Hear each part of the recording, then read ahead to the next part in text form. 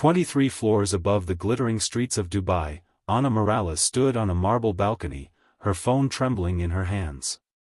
The device contained enough evidence to destroy one of the most powerful men in the Middle East. 3 months pregnant, thousands of miles from home, she had just sent a message that would change everything. But let me ask you something, have you ever trusted someone who promised you the world, only to discover it was all calculated manipulation? Have you ever found yourself so trapped by someone else's power that the only way out seemed impossible? Tonight, we're diving into a story that will make you question everything you think you know about trust, power, and the length someone will go to reclaim their dignity. This is the true account of how a Filipino nanny turned the tables on a Saudi millionaire who thought his wealth could buy silence about the most devastating betrayal. Ana's story begins like so many others, with hope. But it ends with one of the most methodical revenge plots ever documented. Before we're done, you'll learn exactly how she did it, and more importantly, how to recognize these dangerous power games before you become a victim yourself. If this story resonates with you, hit that like button now, and stick around because what Ana did next will shock you. But first, let's go back to where it all began. Ana Morales had dreams when she boarded that Emirates flight from Cebu in January 2019. At 26, she carried her nursing degree, stellar recommendations, and the weight of supporting her family back home. The Middle East represented opportunity, salaries 5 times what she could earn in the Philippines, and the chance to build a future. Dubai's skyline promised everything the recruitment agency had advertised. When the black Mercedes pulled up to collect her from the airport, Ana thought she was entering a fairy tale. Fahad al-Rashid owned 3 penthouses across the city. His business empire spanned construction, real estate, and oil investments. Conservative estimates placed his wealth at over $200 million. He needed a live-in nanny for his 2 children, 7-year-old Layla and 4-year-old Omar. The job seemed perfect. Private quarters on the 22nd floor, healthcare benefits, and a salary that would change her family's circumstances forever. Ana threw herself into caring for the children with the dedication that had earned her previous employer's trust. But Fahad noticed her in ways that made her uncomfortable from the beginning. "You're different from the others," he told her during her second week, lingering in the kitchen while she prepared the children's lunch. "More educated. More sophisticated." The compliments felt wrong, but Ana needed this job. She'd left everything behind: friends, family, familiarity. This position represented not just income, but survival. Fahad began finding excuses to seek her out. Late-night conversations when his wife Nadia was traveling. Gifts that seemed inappropriate, expensive perfume, designer scarves, jewelry that belonged in a lover's jewelry box, not an employee's quarters. "You understand me," he would say. "My wife, she doesn't appreciate the pressures I face. But you listen." Here's the crucial lesson that every woman needs to understand: when powerful men start positioning themselves as misunderstood victims seeking comfort, danger is approaching fast. They're not looking for friendship, they're testing boundaries. Ana recognized the manipulation, but she was trapped in a golden cage. Fahad controlled her visa, her housing, her ability to work legally in the country. Resistance could mean deportation. Compliance felt like betrayal of everything she believed about herself. The affair began gradually, a pattern as old as power itself. Late-night conversations became lingering touches. Professional boundaries dissolved under the pressure of isolation and financial dependence. When Fahad first kissed her in his private study, Ana felt simultaneously flattered and terrified. This wasn't romance, it was conquest. But she was 26, alone in a foreign country, and he promised her everything she'd ever wanted. "I'll take care of you," he whispered.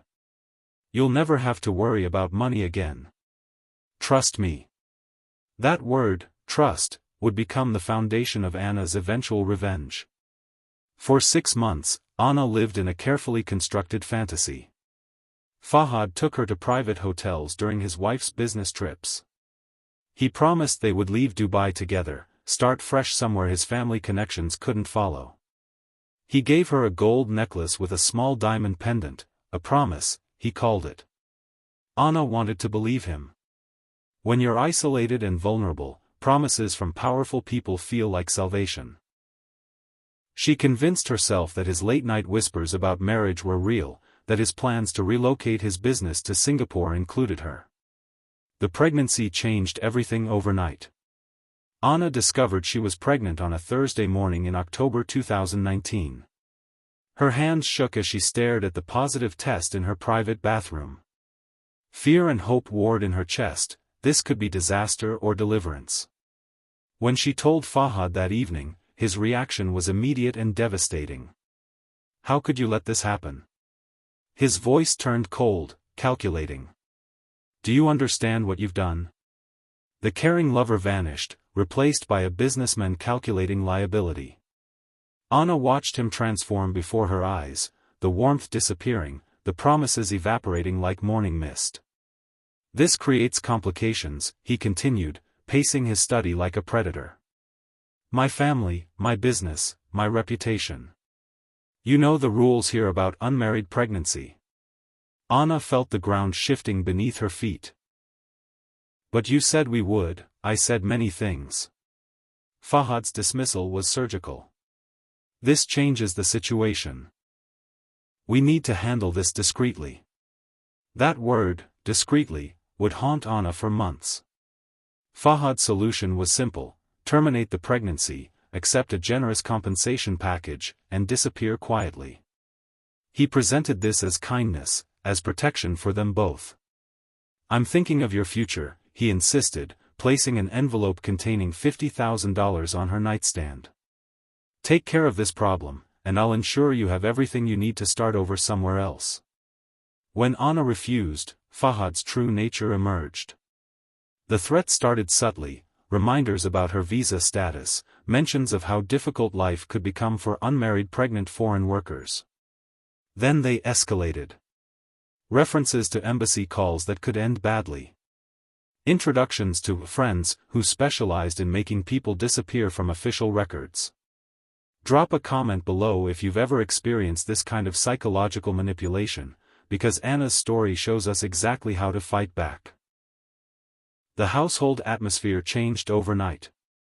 The friendly staff became distant, watchful. Nadia, Fahad's wife, began asking pointed questions about Anna's health, her plans, her family back home. Anna realized she was no longer an employee or even a mistress, she was a liability to be managed. But Fahad had made one critical mistake. He underestimated the woman he was trying to control. Anna's transformation from victim to strategist began with a single realization: words meant nothing without proof. During those terrifying weeks of threats and manipulation, Anna made a decision that would change everything. Instead of panicking, instead of accepting Fahad's money and disappearing, she began documenting everything. Every conversation. Every threat. Every promise and every betrayal. Anna understood something crucial that many victims miss: in a world where power protects itself, evidence becomes the great equalizer. Her first step was creating a secure digital archive. Using a phone Fahad didn't know she owned, purchased with her own savings during a rare solo shopping trip, Anna began building an unshakable case. Screenshots of every message from Fahad's private WhatsApp account. Voice recordings of their late-night conversations, captured when he thought she was sleeping. Hotel receipts from their secret meetings, photographed and uploaded to cloud storage under a false name. But Anna went further. She documented the money trail. Those envelopes of cash Fahad had given her. Anna photographed every bill, noting dates and amounts. The expensive gifts? She researched their value and documented the purchase locations. Even the gold necklace became evidence. She had the receipt from when Fahad's assistant bought it using a company credit card. The pregnancy itself became part of her documentation strategy. Medical appointments, ultrasound images, timestamps on every doctor's visit. Anna created an unbreakable timeline that proved exactly when their relationship began and when the pregnancy occurred. Most importantly, she documented Fahad's transformation from lover to threatener.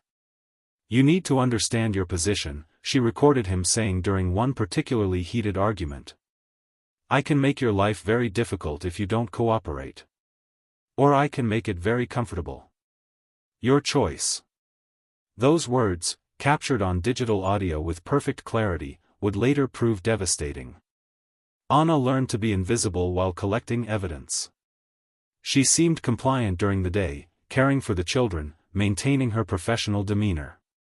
But at night, she became a forensic investigator of her own life.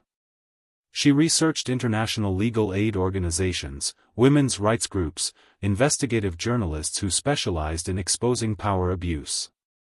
She learned about embassy protocols, visa regulations, and most importantly, media outlets that operated beyond Fahad's influence. Here's the lesson that could save your life: documentation is power. In situations where someone uses their authority to manipulate you, proof becomes your only protection.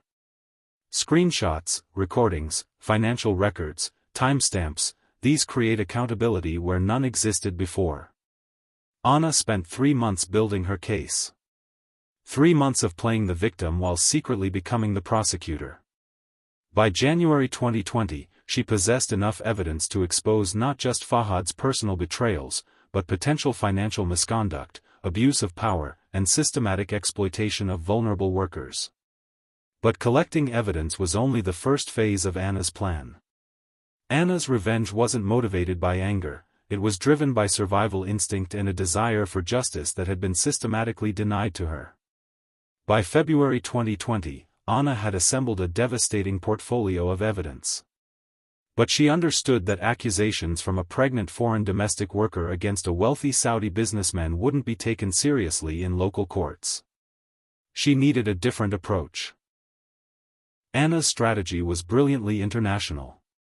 Her first move was contacting Maria Santos, an investigative journalist based in London who specialized in exposing exploitation in Gulf states. Maria had previously published exposés about domestic worker abuse and had sources throughout the region's expatriate legal networks. Anna didn't just send evidence, she sent a professionally organized case file. The package included 47 screenshots of private messages between her and Fahad, 12 voice recordings of their conversations, hotel receipts spanning 6 months, bank transfer records showing payments to Anna, medical documentation of her pregnancy, photographs of gifts with purchase receipts, a detailed timeline of events with supporting documentation. Maria spent 2 weeks verifying everything. The timestamps matched. The metadata was authentic. The financial records were traceable. But Anna had included something else, evidence of Fahad's business practices that suggested broader misconduct. Those company credit card receipts revealed questionable expenses. Business trips that coincided with personal vacations. Project funds redirected through shell companies. Anna had unknowingly documented a pattern of financial impropriety that extended far beyond their personal relationship. Maria's investigation revealed that Anna wasn't Fahad's first victim. 3 other domestic workers had left his employment under mysterious circumstances over the past 4 years. One had returned to the Philippines pregnant, claiming harassment. Another had been deported after reporting behavioral issues with her employer. The article Maria published was devastating. Titled "The Golden Cage: How Gulf Elites Exploit Domestic Workers," it used Anna's case as the centerpiece of a broader investigation into systemic abuse. But Anna wasn't finished. While Maria's article circulated through international media, Anna activated Phase 2 of her plan. She had researched Fahad's business partnerships and identified his most vulnerable pressure points. Through the same private investigator who had helped verify her evidence, Anna arranged for carefully selected information to reach Fahad's European business partners. Financial irregularities. Reputational risks. The kind of liability that makes corporate boards nervous. Within days of Maria's article appearing, Fahad's business meetings were being postponed. His joint venture partners requested emergency conferences. Stock prices in two companies with his involvement began fluctuating. If you're inspired by Anna's strategic thinking, make sure to hit that subscribe button and share this video. Her story shows us that intelligence defeats power every time. The final phase was the most psychologically devastating. Anna had learned that Fahad's public image was everything. His family's reputation in Saudi society. His standing in business circles. His carefully curated social media presence. She arranged for selected evidence to surface on social media platforms through accounts that couldn't be traced back to her. Not the intimate details, Anna maintained her dignity, but enough to shatter his perfect family man image. Photos of Fahad at hotels where he'd taken Anna. Screenshots of his promises to leave his wife. Evidence of the money he'd offered to make the pregnancy disappear. The reaction was swift and brutal. Fahad's phone rang constantly. His wife demanded explanations. His business associates distanced themselves. His social media filled with comments and questions he couldn't answer without admitting guilt. Within 2 weeks, Fahad went from hunter to hunted. That's when Anna received the call she'd been waiting for. "We need to discuss terms." Fahad's lawyer contacted Anna through the legal aid organization she'd been working with. The man who had once threatened deportation was now requesting negotiation. Anna agreed to meet, but only on her terms. Neutral location. Independent legal representation. Everything recorded and documented. The conference room at a Dubai law firm felt like a battlefield. Fahad sat across from Anna, no longer the confident predator but a cornered man calculating damage control. "My client is prepared to offer substantial compensation," his lawyer began. Anna's response was precise: "Your client offered money before. This isn't about money anymore."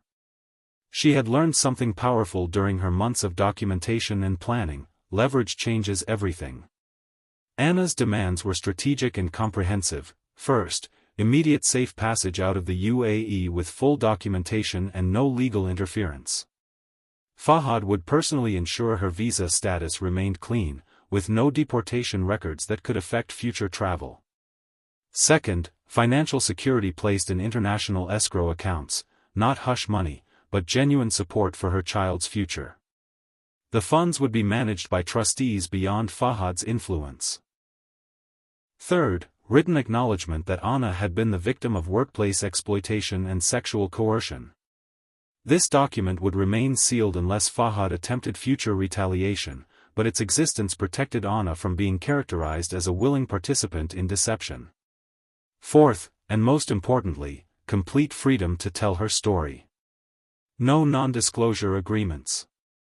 No gag orders. Anna refused to be silenced. Fahad's team resisted initially. They offered larger sums in exchange for silence. They suggested Anna could face legal consequences for defamation or extortion. Anna's response was devastating in its simplicity: "Try me." She had spent months building an unshakable case. Every piece of evidence was verified, time-stamped, and legally obtained. Maria's investigation had already exposed the broader pattern. International media attention made retaliation dangerous for Fahad. Most importantly, Anna had learned to think like her oppressor. Strategically, coldly, with long-term consequences in mind. The negotiation lasted 3 days.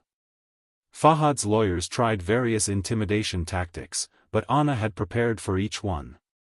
She had documented his threats, his promises, and his attempts at manipulation. Every aggressive move they made only provided more evidence of the pattern Maria had exposed.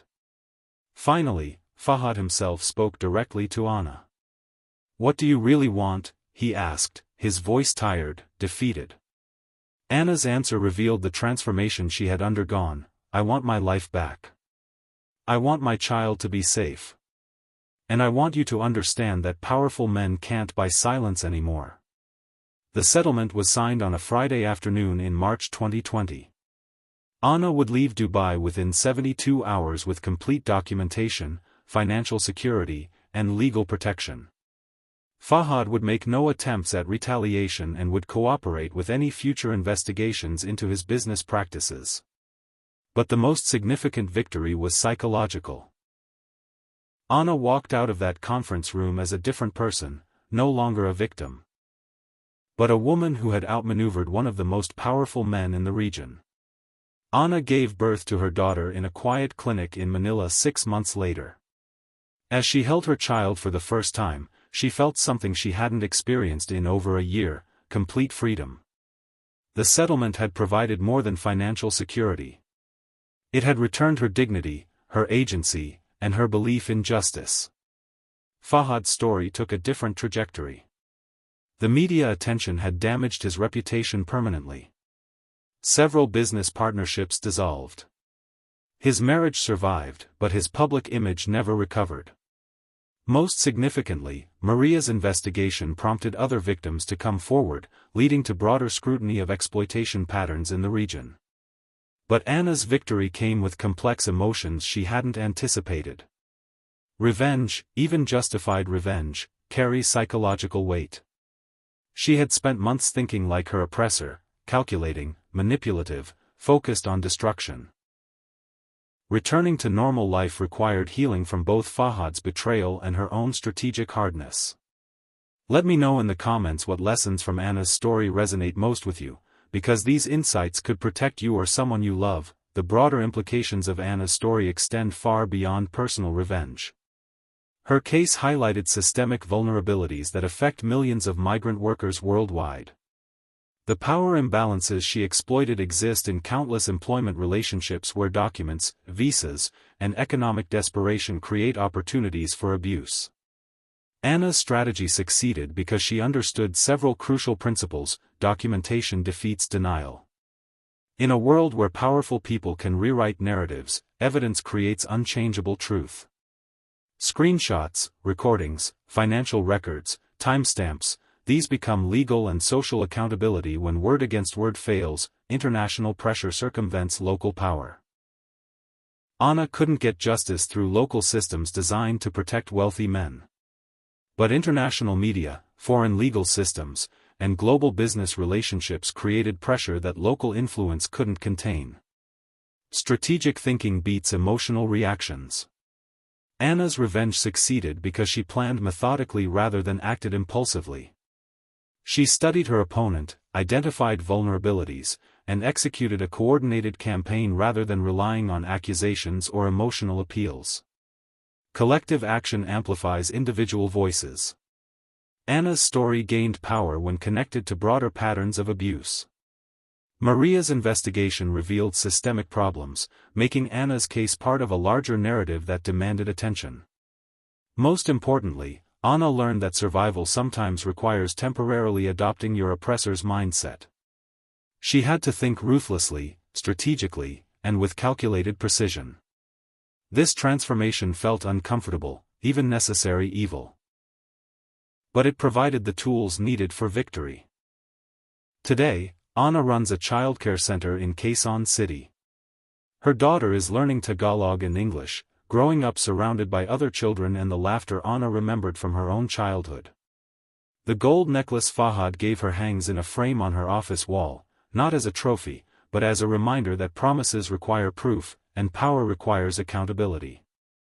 Anna's phone still contains that archive of evidence, now stored safely in multiple cloud accounts. She keeps it not for continued revenge, but as protection. In a world where powerful men often have long memories and longer reach, documented truth remains her most effective shield.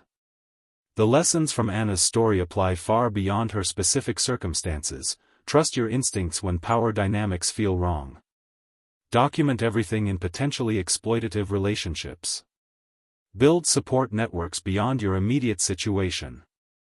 Understand that justice sometimes requires strategic thinking rather than emotional responses. And remember, in an age of digital evidence and international connectivity, silence can no longer be bought as easily as it once was. Anna's revenge wasn't just personal vindication. It was a demonstration that systematic oppression can be systematically defeated when victims refuse to remain victims. If Anna's story inspired you to think differently about power, justice, and strategic response to abuse, I want to hear about it in the comments. Share this video if you think others need to hear this message.